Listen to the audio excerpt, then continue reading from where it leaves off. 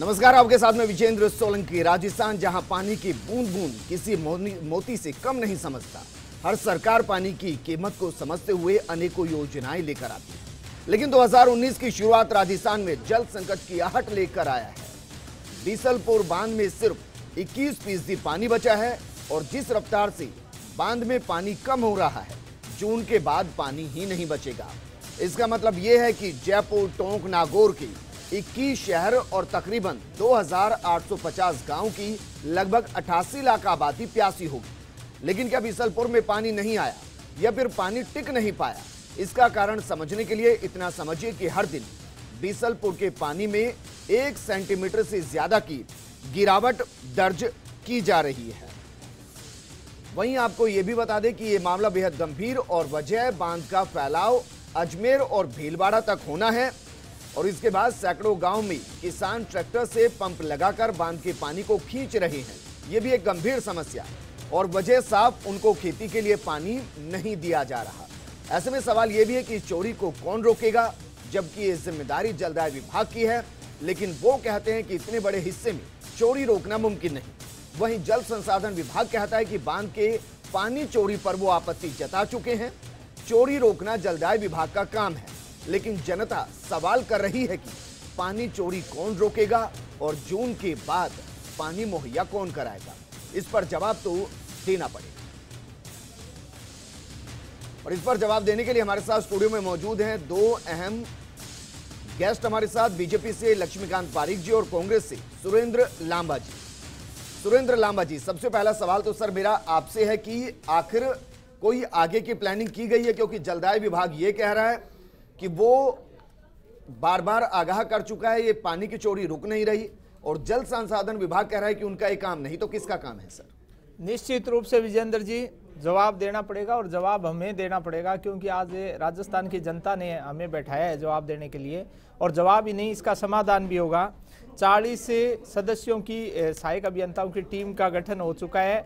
वो जो आपने जो छिज्जत की जो प्रॉब्लम बताई है, उसके साथ साथ जो पानी चोरी है, और पानी चोरी में भी किसान की बात आती है कि जो फसलों में अगर जो पेयजल का पानी है उसको अगर फसल के लिए यूज लेंगे सिंचाई के लिए, तो उसमें कमी आ रही है। लेकिन उसका भी समाधान होगा, किसानों के लिए सिंचाई का भी समाधान होगा। और पूर्व में तो ये एक बहुत बड़ा जो ये मान सकते हैं ड्रीम प्रोजेक्ट है, हम लोगों के लिए लाइफ लाइन बोल सकते हैं। जो 4 जिले हैं उसके 2850 गाँव की आपने बात की, 88 लाख की आबादी की आपने बात की। तो इसका समाधान कांग्रेस की जो हमारी सरकार है वो अधिकारियों, शासन और प्रशासन मिलकर के करेंगे। जिज्जत को रोकेंगे, जनता में जागरूकता लाएंगे, पानी की मितव्यता पर ध्यान दिया जाएगा। और इसके साथ साथ 400 जो ट्यूबवेल है वो हमारी पूर्ववर्ती सरकार को भी मैं धन्यवाद देना चाहूँगा कि उन्होंने भी जलदाय विभाग ने सितंबर 2018 में उसमें काम उसकी चिंता जता दी थी, क्योंकि ये समस्या आज पैदा नहीं हुई। ये समस्या 1 साल से जब ये जल भराव हुआ था उसके अंदाज से लगाया जा सकता था कि भी ये संकट आने वाला है। तो 400 ट्यूबवेल चालू किए जाने थे, उनके टेंडर भी हुए, लेकिन उन टेंडरों में घोटालों के चलते हुए टेंडर कैंसिल करने पड़े। तो हमारी सरकार इस बात पर ध्यान देगी कि जो घोटालों के चलते जो टेंडर निरस्त कर दिए गए थे पिछली सरकार ने, उनको फिर से चालू करवाया जाए। और इसके अलावा मैं तो आपसे ये पूछ रहा हूं कि जो किसान पानी की चोरी कर रहे हैं, मजबूरी में कर रहे हैं क्योंकि उनको खेतों के लिए पानी नहीं दिया जा रहा है, उसको कौन रोकेगा? उसको रोकने का काम भी जो मैंने बताया है वो करेंगे, लेकिन उनके पहले किसानों का समाधान होना चाहिए, क्योंकि वो चाहे पीने का पानी सूख जाए। मैं यही बात कह रहा हूं आपको विजेंद्र जी। मैंने यही बात की कि पेयजल का पानी तो सबसे मूलभूत आवश्यकता है कि पेयजल का पानी हमें उपलब्ध हो। उसके बाद जो सिंचाई के लिए पानी है तो उनका जो पारीक जी, सर एक तरफ जल स्वावलंबन करते रह गए और दूसरी तरफ जो पीने का पानी है वो लुटता रह गया और किसी ने ध्यान नहीं दिया। देखिए, पीने के पानी की संपूर्ण राजस्थान व्यवस्था करने का किसी ने काम किया तो इसका श्रेय माननीय भैरव सिंह शेखावत को जाता है जी। माननीय शेखावत जी जिस प्रकार से बीसलपुर की योजना को असली जामा पहनाने का काम किया, और उसको एक शुरुआती दौर में ये भी बताइए सर, आगे आप बढ़िएगा, लेकिन ये भी बता दीजिए कि जो पानी लूट रहा है इसका श्रेय किसको जाता है? देखिए, सीधे तौर पर यदि मैं बीसलपुर की बात करता हूँ, बीसलपुर के माध्यम से आज अजमेर, जयपुर, आपका टोंक जिला और जिस प्रकार नागौर तक इसका पानी पहुंचा, निश्चित रूप से श्रेय तो माननीय जो सोच थी वो माननीय भंवरलाल जी शर्मा और भैरव सिंह शेखावत की थी, जिन्होंने इसको मूर्त रूप देकर के इसको काम करने का प्रयास किया। लेकिन दुर्भाग्यवश कुछ लोगों कुछ राजनीतिक भावनाएं प्रबल होती है। माननीय गहलोत जी की सरकार आई, 5 वर्षों तक कालखंड में इस पर कोई काम नहीं हुआ। वसुंधरा जी सरकार के आने के पश्चात फिर इस पर काम शुरू हुआ और लगातार काम होते होते आज वर्तमान में जयपुर, अजमेर और नागौर और खासतौर टोंक जिले को लगातार बिस्तर पानी पिला रहा है। निश्चित रूप प्राकृतिक आपदा मान सकते हैं कि इस बार बारिश कम हुई है। बारिश कम होने के कारण पिछले कई वर्षों से लगातार बीसलपुर का जलस्तर बढ़ रहा था। जलस्तर बढ़ने के साथ साथ इन सब क्षेत्रों सवाल को समझिए जरा, ना तो पानी कितना पहुंचा है मेरा सवाल, ना मेरा ये सवाल कि वहां पर किसने पानी पहुंचाया। मेरा सवाल यह है कि जो वहां से अवैध पानी की चोरी हो रही है और उसकी वजह से प्रतिदिन 1 सेंटीमीटर से ज्यादा बीसलपुर का जल स्तर गिर रहा है, उसके लिए जिम्मेदार कौन? विजेंद्र जी, मैं उसी विषय पर आ रहा हूँ, मैं इसी तौर पर उसी विषय पर आ रहा हूँ। पहले मैंने कहा कि बीसलपुर योजना उसका परिणति उसके साथ सुखद, लेकिन अब प्राकृतिक आपदा और प्राकृतिक आपदा बीसलपुर का सूखना और बीसलपुर का पानी कम होना ये दुर्भाग्यवश घटना है। इसी कारण सिंचित क्षेत्र में किसानों ने उसको उपयोग करना शुरू किया है। देखिए 37,000 करोड़ की योजना जो सरकार ने लागू कर, किसानों को खेतों तक पानी पहुंचाएंगे तो क्यों पीने के पानी का इस्तेमाल करेंगे? सरकार देखिए, सरकार चली गई, सरकार ने अपना काम किया। सरकार ने कैनाल्स की व्यवस्था के लिए 37,000 करोड़ का प्रावधान किया था और वह योजना कांग्रेस मूर्त रूप ले पाएगी और कांग्रेस के लोग उसे आगे बढ़ाएंगे। अब ये ना कहिए कि आगे बढ़ाएंगे तो मान के चले कि बीसलपुर के अंदर जल संकट 20 दिन में तैयार हो गया। नहीं, मैंने कभी नहीं कहा 20 दिन तैयार हो गया। मैंने कहा योजना बनाकर भेजी हुई है, उस संचित जो सिंचाई की योजना है, नहरों के माध्यम से सिंचाई का पानी वहां पर मिले, लेकिन उसके लिए मुख्य रूप से आवश्यकता प्राकृतिक रूप से पानी आए।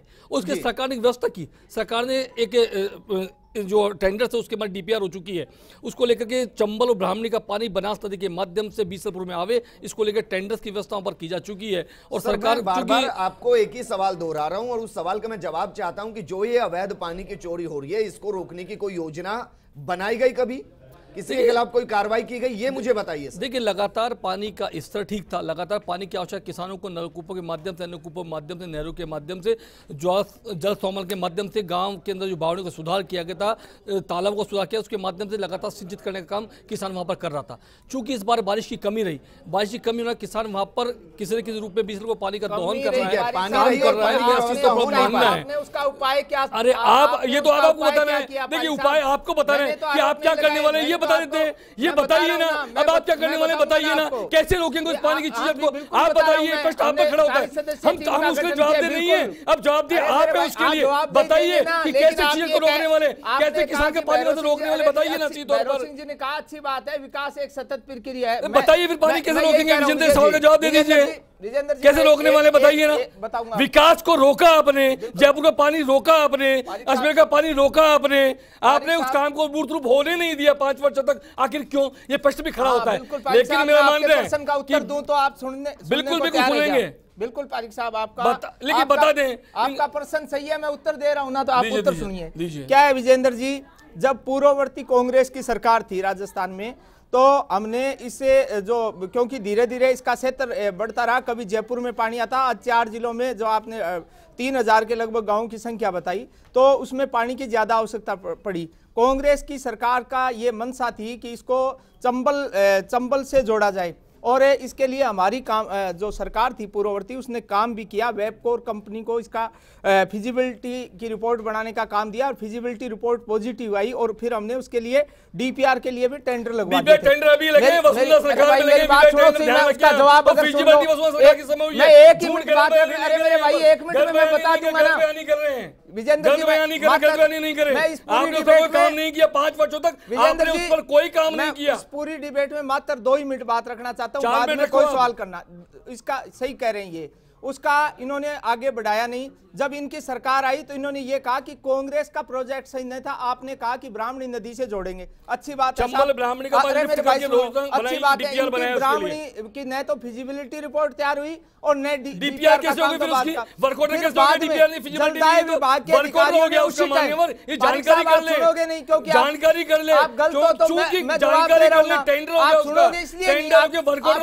ये मोदी जी वाली खासियत आपकी, दोस्त मान ले, आप मेरी बात सुनिए। आपने लास्ट में जलदाय विभाग के अधिकारियों ने उसी टाइम कहा था कि कांग्रेस का ये प्रोजेक्ट सही था, इसको चंबल से जोड़ना सही है, लेकिन इन्होंने चंबल ब्राह्मणी दोनों से जोड़ने का ब्राह्मणी से जोड़ने का किया, ब्राह्मणी से कैंसिल किया, और फिर आपने उन अधिकारियों की बात मानी और चंबल पे आए। लेकिन चंबल का भी आपने 8 महीने पहले कैंसिल क्यों किया? अरे मेरे भाई, चंबल का भी आपने 8 महीने पहले कैंसिल कोई काम नहीं किया, चूंकि आपको चिंता ही नहीं थी। तो मैं बता रहा हूं, जवाब दे रहा हूं, अगर आप मेरी बात सुनोगे, प्यासा बनना पड़ेगा, सरकार भाजपा की आएगी, तभी शायद काम हो पाएगा। आपके किए हुए वो हम भरेंगे के काम। अरे मेरे भाई, भाजपा की सरकार आपका जो आपकी मनसा पूरी नहीं होगी, सबको पानी मिलेगा, उसके साथ पानी मिलेगा, आपको आपकी मनसा पूरी नहीं होगी मेरे भाई। राजस्थान के हर एक नागरिक को पानी मिलेगा, आपकी मनसा पूरी नहीं होने वाली है। मैं विजेंद्र जी विश्वास दिलाऊं, कांग्रेस की सरकार कटिबद्ध है।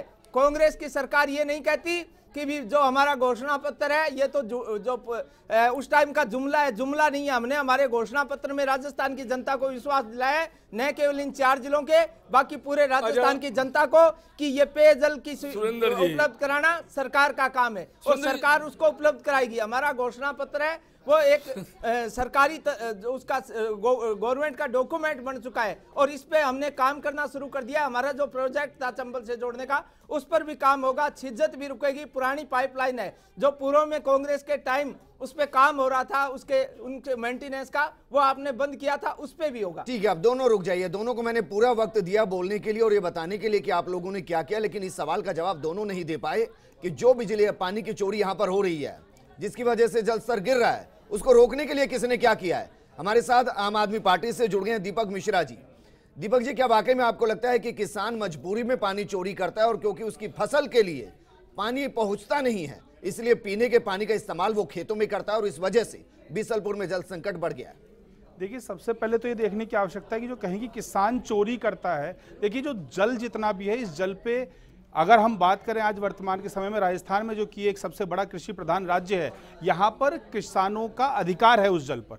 लेकिन आपकी व्यवस्थाएं किस प्रकार की हैं, चाहे वो पिछली कांग्रेस सरकार रही हो, पिछली अभी निकली बीजेपी सरकार हो, और फिर जो वर्तमान में कांग्रेस सरकार आई है, आपकी जो नीतियां पिछले 10 वर्षों में आप देखेंगे, राजस्थान के अंदर में जितना भी जल है, उस जल को आपने धीमे धीमे और बड़ा संकट होने दिया। उसमें किसान कहीं भी बड़ा कारण नहीं है, वो बड़े बड़े व्यापारी, आपने बड़े बड़े ऐसे घरानों को वो जल का चोरी करने के साधन दे दिए, जहां पर कि वो पैसा, जहां पर वो जल चोरी होता है, किसानों तक पूरा नहीं पहुंच रहा, किसानों तक आपने व्यवस्थाएं नहीं बनाई है। बिजली की व्यवस्थाएं, जो कि आप बिजली किसान को, आपको बात की थी आपने कि किसान को आप बहुत रियायती दरों पर बिजली देंगे, फ्री मुफ्त बिजली देंगे, लेकिन किसान को बिजली नहीं मिल रही। किसान को रात में अपनी फसलों की सिंचाई करनी पड़ रही है, जिसकी वजह से वो मर रहा है राजस्थान के अंदर में। आज पानी की व्यवस्था की बात करें अगर हम, तो चाहे किसी भी प्रकार से राजस्थान के अंदर बहुत सारी झीलें थी, पुराने समय से बहुत सारे जल को इकट्ठा करने के साधन बनाए गए थे, लेकिन जितनी भी सरकारें वर्तमान में लगातार राजस्थान में आई हैं, इन्होंने सबने उन जल का सिर्फ उपयोग किया। ये ना कहिए सर कि दिल्ली में हजारों बावड़ी बन गई है बीते 5 सालों में। नहीं, आप बिल्कुल आप सही कह रहे हैं, दिल्ली में एक भी बावड़ी ऐसी नहीं बनी, लेकिन दिल्ली में व्यवस्था ऐसी बना दी गई जिस व्यवस्था के कारण आज वहां पर जल का संकट नहीं है। पिछली पूरे गर्मी का समय आप उठा लीजिए, हर घर के अंदर में वहां पर उपयुक्त पीने का साफ पानी पहुंचने लग गया है, जहां 50 वर्षों से पाइपलाइन नहीं बन पा रही थी। अंतर तो होगा सर, बिल्कुल दिल्ली और राजस्थान में अंतर तो होगा, बिल्कुल बहुत फर्क है। लेकिन राजस्थान में आप समझिए कि जिस किसान को दिन में बिजली मिलनी चाहिए, उसे क्यों रात में सिंचाई के लिए जाना पड़ रहा है, जिसको पानी की पूरी व्यवस्था होनी चाहिए, वो क्यों नहीं उसकी हो पा रही है। पार्टी के नेताजी को मैं बताना चाहता हूं कि जो बीजेपी सरकार में जो आपने सही बात है, उसमें बदलाव कर दिया गया है। ये रात को जो बिजली देते थे कड़कड़ाती ठंड में, कांग्रेस ने बीजेपी सरकार तो 12 घंटे बिजली देती, दिल्ली के अंदर दे रही थी। आपने तो व्यवस्था बदल दी, पाले में किसान मर गए, 3 किसान मर चुके आपके 1 महीने के शासनकाल में।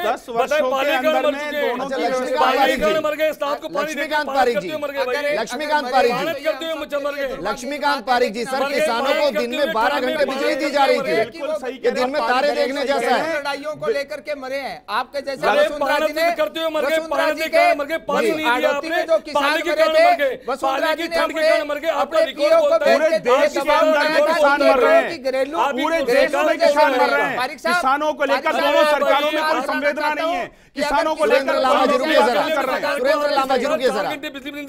लक्ष्मीकांत पारिक जी, सर 12 घंटे किसानों को दिन में बिजली है, इस तरीके से कि दिन में तारे देखना जैसा। आप ये कह रहे हैं कि 20 दिन में व्यवस्था बदल गई। बताता हूं, कमाल की बात कर रहे हैं सर जी। घरेलू क्षेत्र के अंदर बिजली 12 घंटे हमने दी है।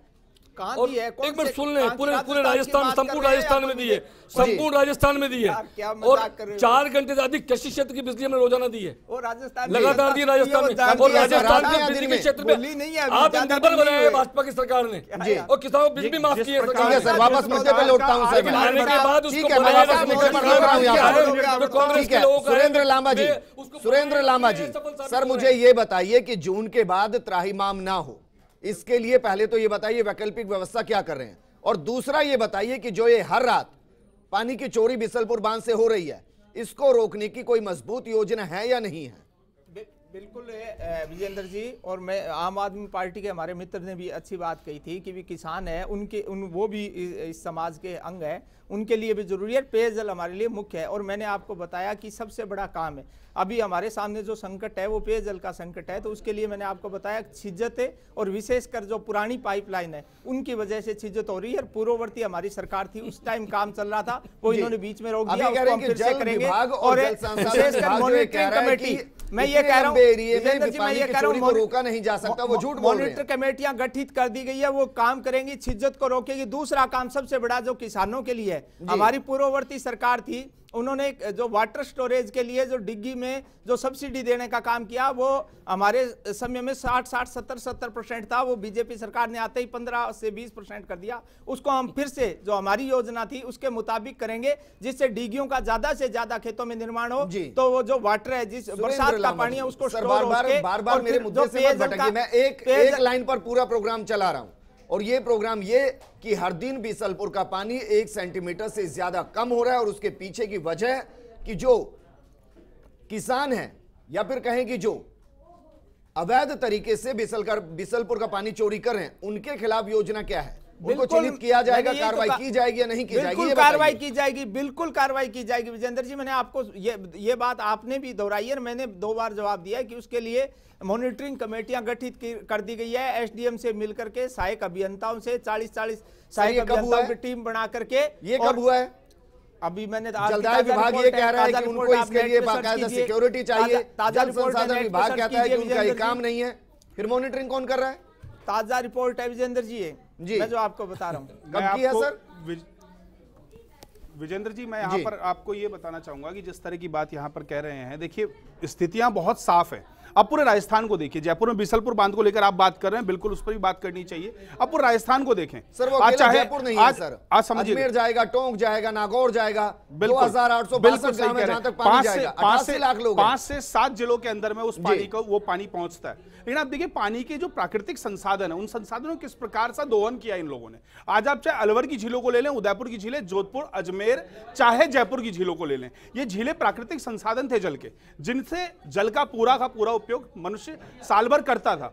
लेकिन आज किसी भी झील के अंदर जो अवैध, जिसकी आपने बात की, अब वो चाहे किसान हो, चाहे वो कोई भी पानी को बोतल में पैक करने वाली हमारी बड़ी बड़ी कंपनीज हो, चाहे कोल्ड ड्रिंक बनाने वाली कंपनीज हो, चाहे किसी भी और केमिकल फैक्ट्रीज में जाने वाला पानी हो, इस पर किसी भी प्रकार का कोई रेगुलेशन प्रॉपर नहीं है। वहां पे जितना अवैध हो सकता है उतना हो रहा है, आपसी साठगांठ के जरिए ये पूरा काम किया जाता है। मुझे तो सर ये लगता है कि बिसलपुर का पानी रोक-टोक के लिए पिछले 10 वर्षों में सरकारों ने किसी भी प्रकार का कोई ऐसा हमारी पार्टी के नेता हमारे कि बिसलपुर को पानी शायद वहां तक नहीं पहुंचना, जहां तक कि आप बात कर रहे हैं, फैक्ट्री को बिसलपुर को पानी नहीं जा रहा, बिसलपुर को वहीं जाना है जहां पेयजल की व्यवस्था है, तो पेयजल की लाइनों को बिसलपुर पानी जा रहा है। पहली बात, बोल रहे हैं, इन्होंने ऐसा लगता है दिल्ली में लगे हुए टैंकर इस बात की गवाह कि दिल्ली कितनी व्यवस्था आपने ठीक कर दी है। दिल्ली की टैंकर व्यवस्था लगे हुए जनरेटर इस बात की व्यवस्था है, दिल्ली की टैंकर व्यवस्था हमने ध्वस्त कर दी, जनरेटर लगे सड़क पर व्यवस्था दिखाते हैं कि आज बिजली की व्यवस्था क्या है। दिल्ली में टैंकर माफिया सक्रिय है,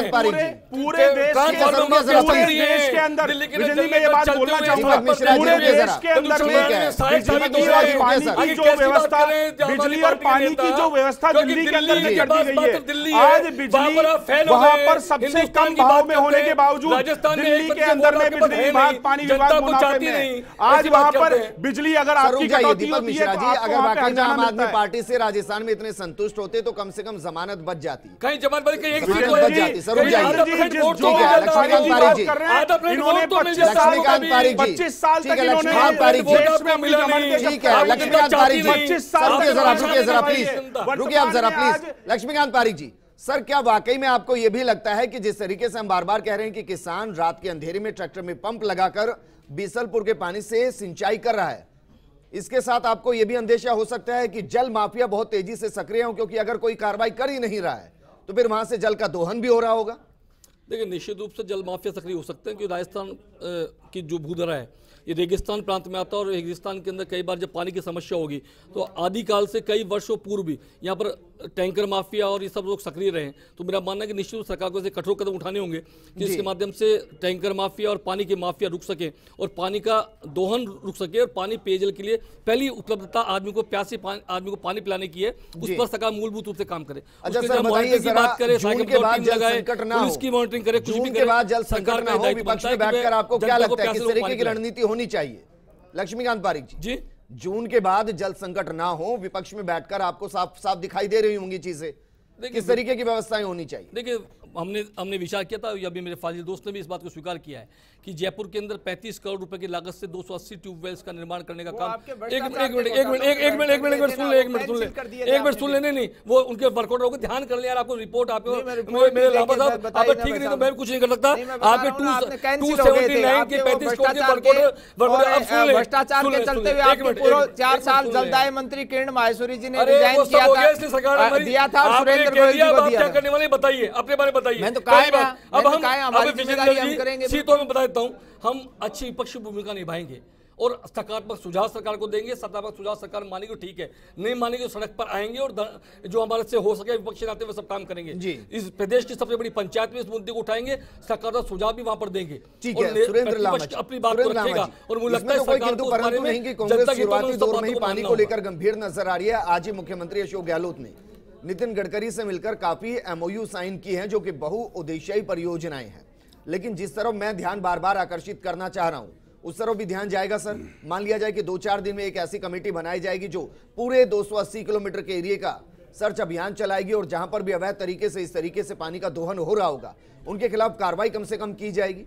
बिल्कुल, जो विजेंद्र जी आपकी सोच है उसके मुताबिक काम किया जाएगा, क्योंकि पेयजल आदमी के मूलभूत आवश्यकता है और सबसे प्राथमिक आवश्यकता है, और कांग्रेस पार्टी प्राथमिक के रूप से इस पे काम करेगी। और रही बात किसानों की, हमारे बीजेपी के मित्र ने कहा कि जल माफिया कोई किसान टैंकर माफिया बोला, मैं टैंकर माफिया नहीं है। अगर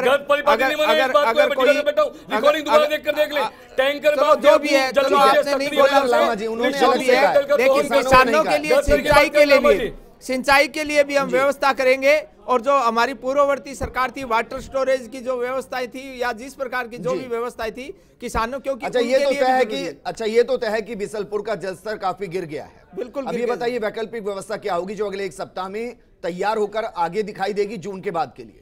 मैंने कहा विजेंद्र जी, हम लोग कटिबद्ध है, हमारा जो पार्टी राजस्थान की जनता ने हमें मौका दिया है और पेयजल मूलभूत आवश्यकता है, उसके लिए हर कदम सरकार उठाएगी। और आपने जो बात की, सबसे ज्यादा जो छिद्रत की बात की, जो जिस प्रकार पानी चोरी की बात की, सबसे पहले हमारा जो मुख्य काम है वो पेयजल उपलब्ध कराना है, और उसके लिए जो भी कदम होंगे वो कांग्रेस की सरकार। दीपक मिश्रा जी, आपको क्या लगता है सर, सबसे पहले कार्रवाई होनी चाहिए, बाद में बाकी व्यवस्था? देखिए, दोनों चीज़ों की आवश्यकता है, एक साथ ही आवश्यक है। कार्रवाई भी आवश्यक है, अगर अवैध दोहन वहाँ पर हो रहा है तो आपको रोकना होगा। उस किस प्रकार के माफिया वहाँ पर, वो टैंक माफिया हैं या किस प्रकार के माफिया हैं, आपको चिन्हित करना होगा और उन पर कार्रवाई करनी होगी। बहुत अत्यंत आवश्यकता है इसकी, क्योंकि आने वाले 2 महीने बाद जो स्थिति आने वाली, हम सब जानते हैं कि 4 से 5 महीने राजस्थान में पानी के जल का संकट किस प्रकार का रहता है। अगर वो बीसलपुर बांध के अंदर में अगर वो पानी कम होता है तो कितने लाख लोग उसको लेकर प्रभावित होंगे, और उससे संबंधित आपको एक प्रोसेस, एक फॉर्मेट कुछ ऐसा बनाना पड़ेगा जो कि सिर्फ कागजों पर ना दिखाई दे, जो दिखाई दे कि इससे किसी प्रकार का प्रॉपर इंप्लीमेंटेशन हो रहा है। किसानों को लेकर कुछ ऐसी व्यवस्था बननी चाहिए कि किसान को मजबूरी में भी वो पानी क्यों चोरी करना पड़े, जिस पर उसका अधिकार। ठीक है दीपक मिश्रा जी, शुक्रिया हमारे साथ जुड़ने के लिए। सुनील लामा जी आपका भी शुक्रिया, और लक्ष्मीकांत पारीक जी आपका भी शुक्रिया चर्चा में शामिल होने के लिए। आप सोच रहे होंगे कि अभी से हम जून के लिए गंभीर क्यों हैं, क्यों परेशान हो रहे हैं। दरअसल अगर आज व्यवस्था को सुदृढ़ नहीं किया गया, जो छिजत हो रही है, जो चोरी हो रही है, अगर उसको नहीं रोका गया तो बूंद बूंद के लिए 88 लाख लोग, आप इसका अंदाजा लगाइए कितना ज्यादा आंकड़ा है। 88 लाख लोग सीधे पानी के लिए परेशान होते नजर आएंगे और त्राहिमाम नजर आएगा। उम्मीद करेंगे कि सरकार जल्द इसकी व्यवस्था करे कि किस तरीके से इस छिजत को रोकना है और जून के बाद पानी की किल्लत ना हो, उसके लिए कोई एक योजना भी सामने आए। जवाब तो देना पड़ेगा। मैं फिलहाल इतना ही। आप बने रहिए फर्स्ट इंडिया न्यूज के साथ। नमस्कार।